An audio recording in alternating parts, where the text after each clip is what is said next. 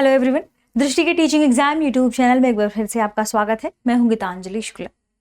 जैसा कि आप सभी जानते हैं, हम यहाँ DSSB यानी दिल्ली अधीनस्थ सेवा चयन बोर्ड, इसके हम एक खास सेगमेंट पर चर्चा कर रहे हैं, जिसमें हम भूगोल से जुड़े हुए उन खास और इम्पोर्टेंट टॉपिक्स को देखते हैं जो आपकी परीक्षा की तैयारी के लिहाज से इम्पोर्टेंट हो सकते हैं। ठीक है, तो बेसिकली ज्योग्राफी के वे इंपॉर्टेंट टॉपिक जो आपके DSSB के सिलेबस में मेंशन है, उन टॉपिक्स के हम यहाँ कंसेप्ट को समझते हैं, उनसे रिलेटेड फैक्ट को देखते हैं, ताकि यदि आपसे एग्जाम में कभी इससे कोई प्रश्न पूछा जाए तो आप उस प्रश्न को हल कर पाने की स्थिति में हो। ठीक है, कई इंपॉर्टेंट टॉपिक्स पर हमने ऑलरेडी चर्चा कर रखी है, जैसे ऋतुओं में होने वाले परिवर्तन, मौसम में होने वाले परिवर्तन, हमने चंद्र ग्रहण, सूर्य ग्रहण के बारे में, दिन रात कैसे होते हैं, अक्षांशी देशांतरी रेखाएं क्या है, मानक समय क्या है, पूरे ग्लोब में किसी स्थान पर हमें समय की गणना करना हो या उस स्थानीय समय के बारे में पता करना हो तो कैसे पता करना है, कैसे इसकी गणना की जाती है, सौरमंडल, इसके विभिन्न ग्रहों के बारे में, ब्रह्मांड की उत्पत्ति के बारे में डिटेल से हमने चर्चा कर रखी है। आप चाहें तो ये सारी वीडियोस भी दृष्टि यूट्यूब पर आपको मिल जाएंगे। ठीक है, तो दृष्टि टीचिंग एग्जाम यूट्यूब पर विजिट करिए और आपको ये सारी चीजें, इससे रिलेटेड जो भी कंसेप्ट है, इससे रिलेटेड जो फैक्ट्स हैं, वो आपको वहाँ उन वीडियोज में मिल जाएंगे। ठीक है, हमारी आज की चर्चा को हम आगे बढ़ाते हैं और सबसे पहले देखते हैं कि आज हम किस खास टॉपिक पर चर्चा करेंगे। देखिए, हमने हमारी प्रीवियस वीडियोस में किन के बारे में चर्चा की है कि वायुमंडल क्या है, एटमॉस्फेयर क्या है, और एटमॉस्फेयर को प्रभावित करने वाले जो महत्वपूर्ण कारक हैं उनके बारे में भी हमने चर्चा की है। ठीक है, वायुमंडल की संरचना को समझा है, क्या होता है, और इसके स्ट्रक्चर में वायुमंडल में कौन कौन सी परतें पाई जाती हैं, उन परतों को भी हमने डिटेल से देखा है, जिसमें क्रमशः हमने क्षोभ मंडल, समताप मंडल, मध्यमंडल, तापमंडल के बारे में डिटेल से चर्चा की है। आप चाहें तो वो वीडियोस भी आपको मिल जाएंगी, विजिट करिए, वो आपके लिए काफी इंपॉर्टेंट साबित हो सकती है।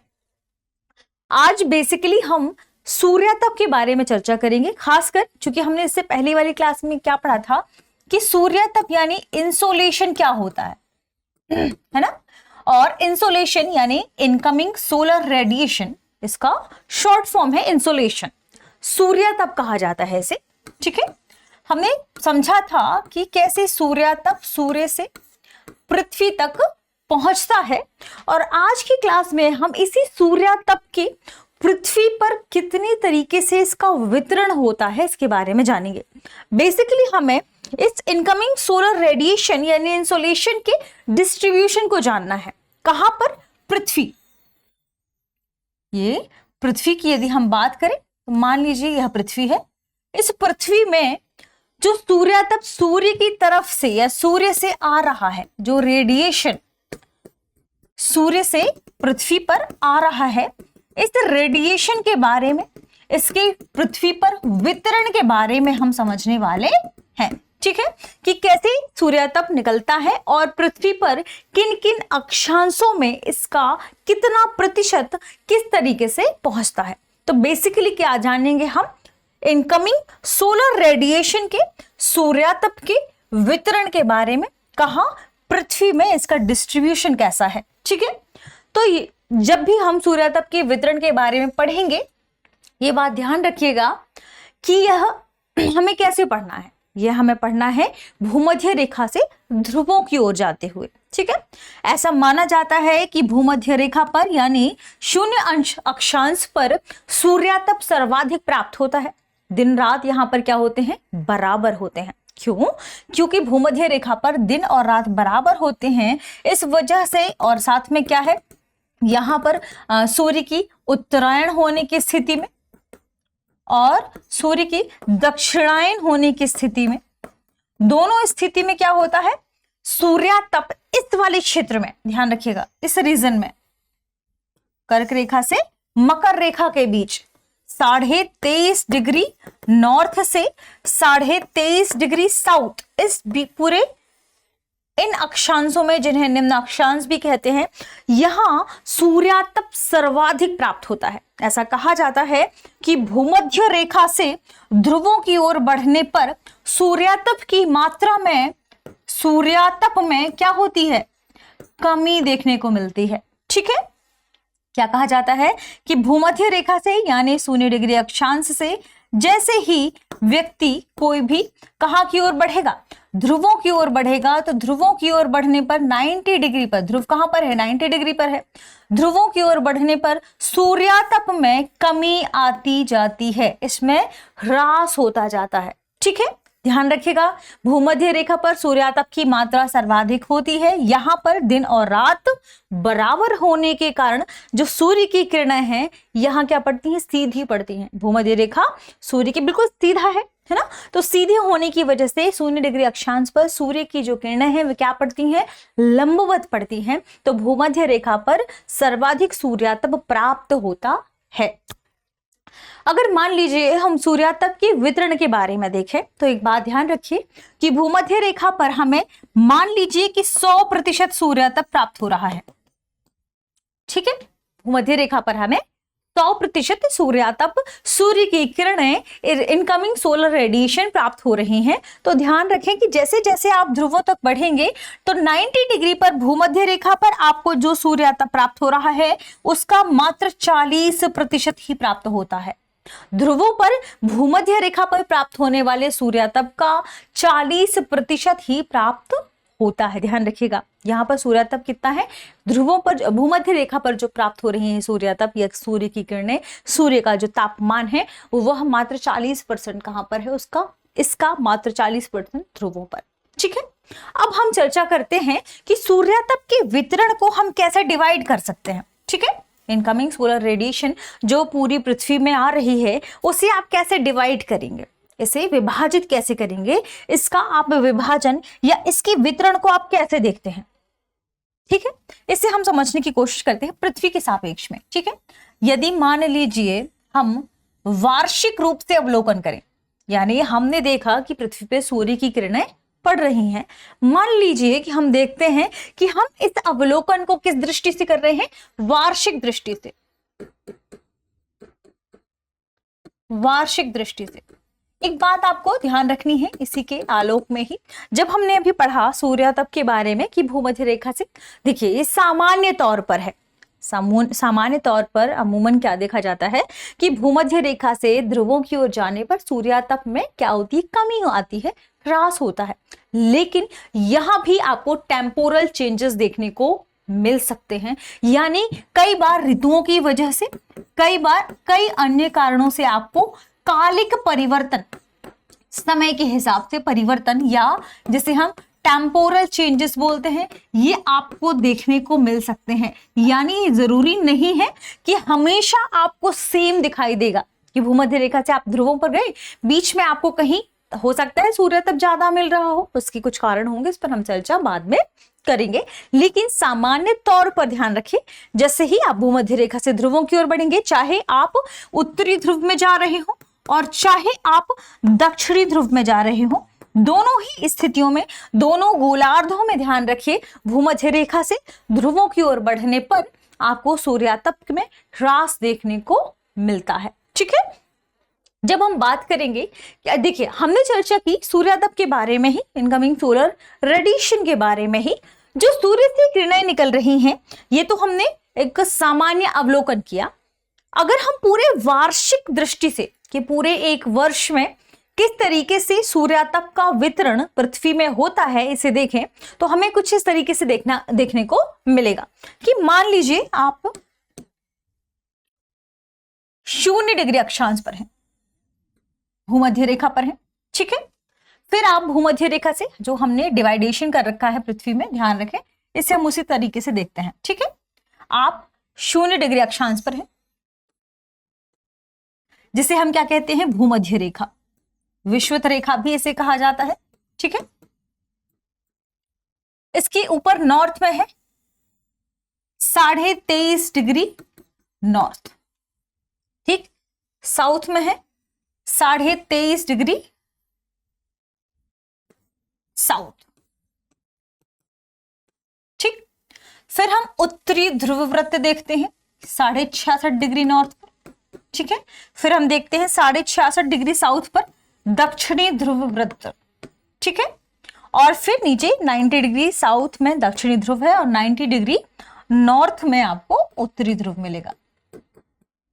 ये कुछ इस तरीके से हमने सामान्य तौर से जो अक्षांशों का बंटवारा है या अक्षांशों का जो विभाजन है वो हमने देख लिया। ठीक, यदि हम एक वार्षिक रूप से देखते हैं सूर्य की पड़ने वाली किरणों के बारे में पृथ्वी पर, तो जब हम देखेंगे कि किस तरीके से सूर्य की किरणें पृथ्वी पर पड़ती हैं, यदि हम वार्षिक अक्षांशीय वितरण को पढ़ें और देखें कि कैसे सूर्यातप पृथ्वी पर प्रवेश करता है, किन किन हिस्सों में कितने प्रतिशत तक सूर्य की जो किरणें हैं वह प्राप्त होती हैं, तो हम इन्हें 3 मंडलों में डिवाइड कर सकते हैं। इसे 3 भागों में डिवाइड करके देख सकते हैं। जो पहला हिस्सा होगा वह होगा निम्न अक्षांशीय हिस्सा, यानी जहां पर अक्षांश क्या है, निम्न है, कम है। ये कहां पर होंगे, 0 से आप 1 2 3 4 की ओर बढ़ेंगे, 0 से 1 2 4 5 नॉर्थ या उत्तर या दक्षिण की ओर बढ़ेंगे। और यदि यह अक्षांशीय वितरण 23.5 डिग्री नॉर्थ से 23.5 डिग्री साउथ के बीच हो, तो इस अक्षांशीय वितरण को ध्यान रखें, सूर्यातप के इस अक्षांशीय वितरण को क्या कहा जाता है, निम्न अक्षांशीय वितरण, या वह हिस्सा जहां पर अक्षांश क्या है, कम है, छोटे हैं, तो इसे हम क्या कहेंगे, निम्न अक्षांशीय मंडल कहेंगे। या तो आप इसे कहेंगे कौन सा मंडल, जहां पर आपको छोटे छोटे हिस्सों में क्या देखने को मिलेगा, आयनवर्ती हिस्सा देखने को मिलेगा। तो इसे डिवाइड करेंगे हम वार्षिक अक्षांशीय वितरण को, सूर्यातप में किस तरीके से सूर्यातप यहां प्राप्त होता है उसे 3 मंडलों में डिवाइड करेंगे। सबसे पहला होगा निम्न अक्षांशीय मंडल, ठीक है, निम्न अक्षांशीय मंडल, ठीक है। जो दूसरा होगा, या आप इसे लिख सकते हैं या आयनवर्ती मंडल, या आप इसे क्या लिख सकते हैं, सर्वाधिक सूर्यातप प्राप्त क्षेत्र। ध्यान रखिएगा, इसे और आप क्या लिख सकते हैं, सर्वाधिक सूर्यातप प्राप्त क्षेत्र। इस क्षेत्र में सूर्यातप आपको सर्वाधिक प्राप्त होता है, यह ध्यान रखिएगा, ठीक है। ये हमने देखा कहां से, 23.5 डिग्री नॉर्थ से 23.5 डिग्री साउथ वाले हिस्से की ओर, ठीक है। इसके अलावा ये कौन सा क्षेत्र कहलाता है, यह उष्णकटिबंधीय क्षेत्र भी कहलाता है। उष्णकटिबंधीय क्षेत्र में आपको सूर्यातप सर्वाधिक प्राप्त होता है, ध्यान रखिएगा। पूरी पृथ्वी में यह जोन है, यह कौन सा जोन है, उष्णकटिबंधीय क्षेत्र है। उष्णकटिबंधीय क्षेत्र में सर्वाधिक सूर्यातप प्राप्त होता है, ठीक है। एक इसके अलावा ये तो हमने देखा पहले हिस्से को।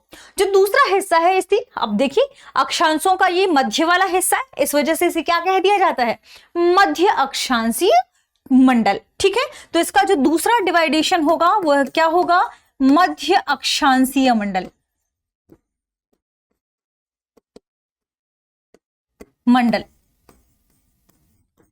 इसे हम अभी डिटेल से समझने की कोशिश करेंगे कि इन मंडलों में किस तरीके से सूर्यातप का वितरण प्राप्त होता है, ठीक है।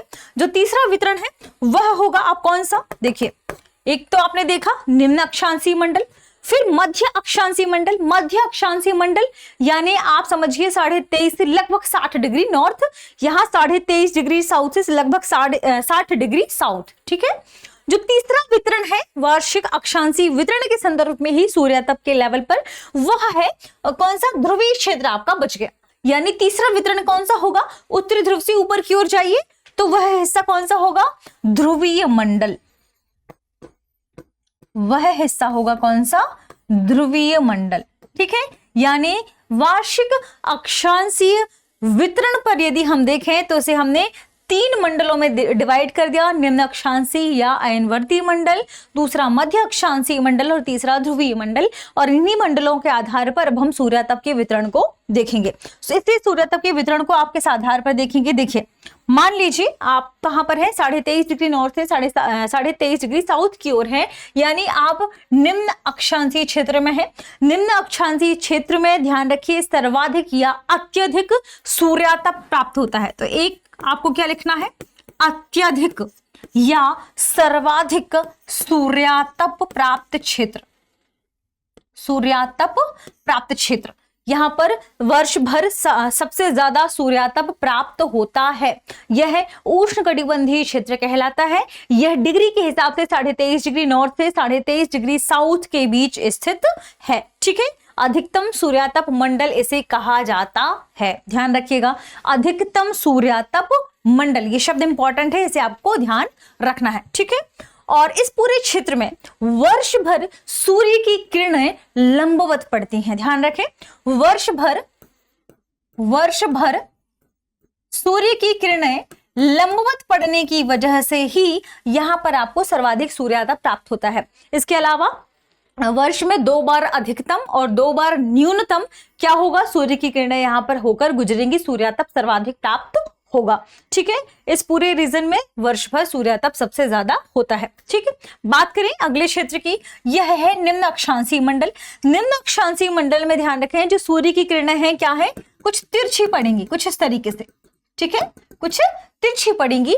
निम्न अक्षांशीय मंडल की यदि हम बात करें तो इसमें जो हिस्सा है 23.5 डिग्री नॉर्थ से लेकर लगभग 60 डिग्री नॉर्थ तक है। साउथ की बात करें तो 23.5 डिग्री साउथ से लेकर लगभग 60 डिग्री साउथ तक है, ठीक है। ये दोनों जोन है, इन दोनों जोनों को क्या कहा जाता है, मध्य अक्षांशीय मंडल कहा जाता है। इस मध्य अक्षांशीय मंडल की यदि बात करें तो यहाँ सूर्यातप एक पूरे वर्ष भर की बात कर रहे हैं, 1 बार अधिकतम और 1 बार न्यूनतम मिलेगा। लेकिन जो ऋतु में परिवर्तन है, वो ऋतुओं के परिवर्तन का यहाँ पर प्रभाव पड़ता है, इस वजह से यहाँ सूर्यातप बहुत कम प्राप्त होता है। इसमें कालिक परिवर्तन भी देखने को मिलेगा, ठीक है। तो जहां यहाँ पर उष्णकटिबंधीय क्षेत्र में सूर्यातप सर्वाधिक मिलता है, वहीं मध्य अक्षांशीय क्षेत्रों में सूर्यातप क्या होगा, थोड़ा सा इसका जो प्रतिशत है इसकी तुलना में क्या हो जाएगा, कम हो जाएगा। और जैसे जैसे ध्रुवों की ओर आप बढ़ेंगे, ध्रुवों की ओर मतलब आप ध्रुवीय मंडल की ओर बढ़े हैं, 60 डिग्री नॉर्थ से 90 डिग्री नॉर्थ की ओर, 60 डिग्री साउथ से 90 डिग्री साउथ की ओर, तो ये जो क्षेत्र है उसे हम ध्रुवीय मंडल में उसे हमने डिवाइड किया है।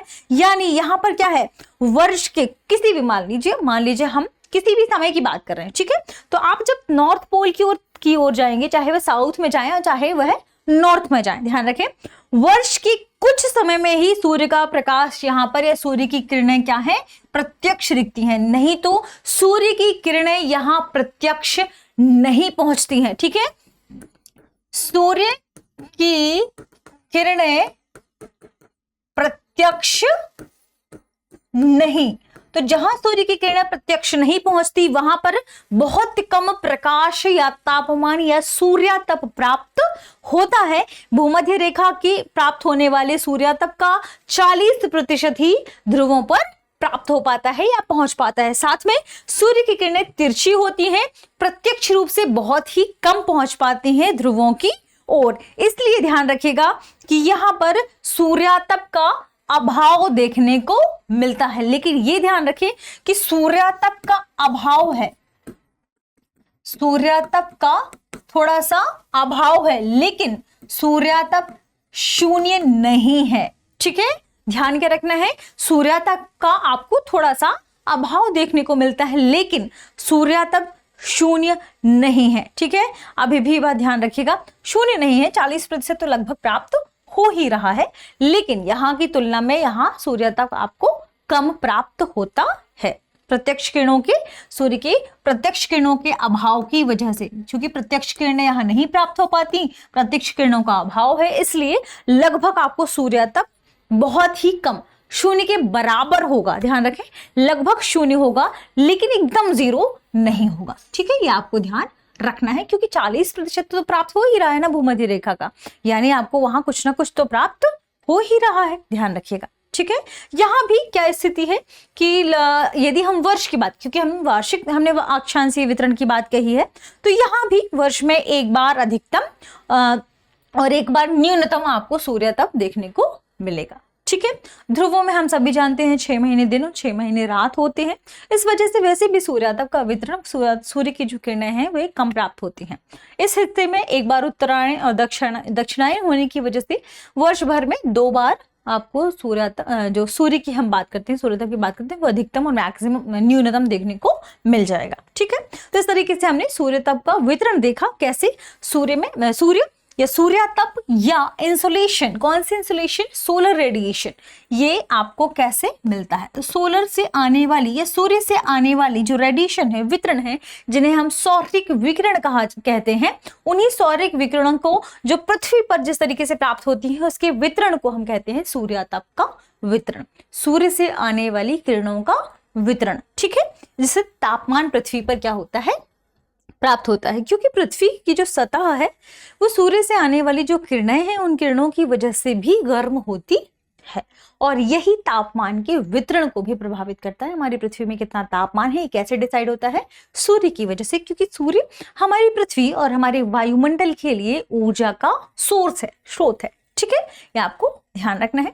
तो इस तरीके से हमने सूर्य के वितरण, सूर्यातप के वितरण को जाना, इसे समझने की कोशिश की। मिलते हैं हमारी अगली क्लास में जिसमें हम सूर्यातप से जुड़ी हुई कुछ और खास इंफॉर्मेशन को साझा करेंगे, ठीक है। तब तक के लिए आप सभी पढ़ते रहें, रिवीजन करते रहें। शुक्रिया।